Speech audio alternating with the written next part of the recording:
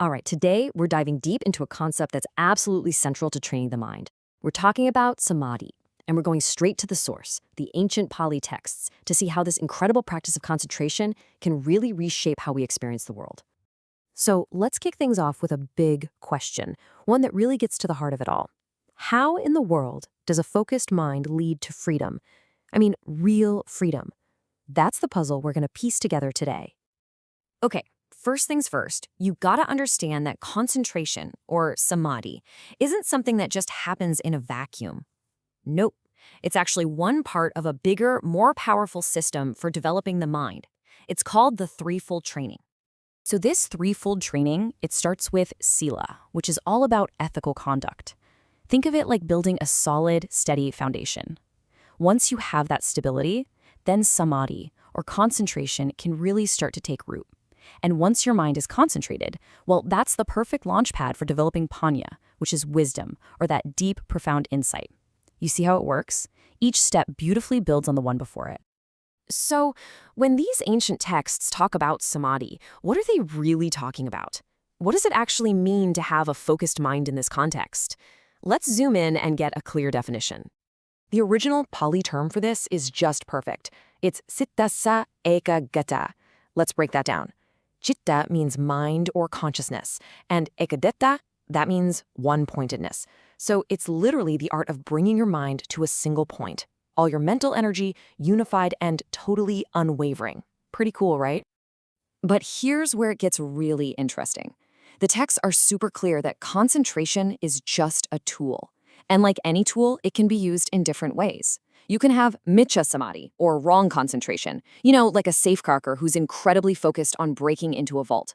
The focus is there, but the intention isn't skillful. Or you can have samma samadhi, right concentration, where that same focus is aimed at clarity, at liberation. So it's the why behind the focus that makes all the difference. Okay, so why bother? Why go through all the trouble of cultivating this right concentration? Well, the texts lay out 4 super clear, super practical benefits. They call them developments that come from this practice. Let's walk through them one by one. First up, and this is a big one, is just a pleasant and peaceful way of being right here and now. When the mind is concentrated, it's not all over the place, it's not agitated or stressed out, it's just calm. It's content. You get to experience this amazing sense of well-being, not sometime in the future, but right in this very moment. The second benefit? Samadhi is kind of like cleaning and focusing a powerful camera lens. A concentrated mind develops what the texts call knowledge and vision. This is the ability to see things clearly, not how we want them to be or how we think they are, but how they actually are. It's about seeing reality with an incredible, sharp clarity.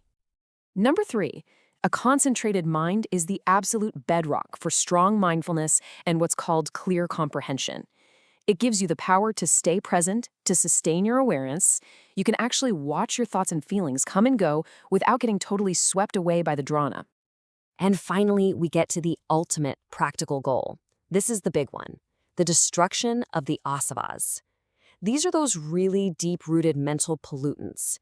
Things like greed, hatred, and delusion that just keep causing problems. A powerful, concentrated mind has the strength to go in, identify these destructive patterns, and literally uproot them for good.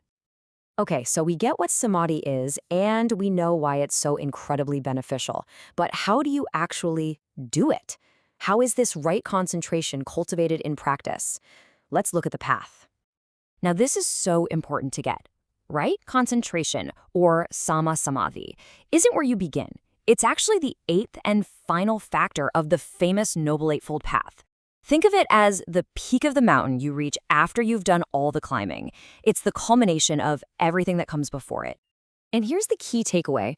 The texts call the first 7 factors the requisites for concentration.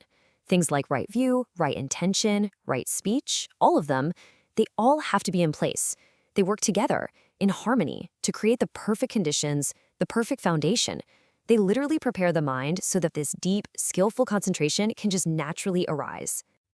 All right, now let's put it all together. Let's trace this incredible chain of cause and effect that starts with simple ethical living and leads step by step all the way to total freedom. So, as we've seen, when you live an ethical life, you don't have regrets, right? Your mind is at ease. That lack of remorse naturally gives rise to joy.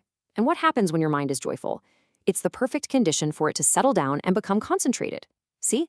It's not forced, it's just a beautiful, natural progression.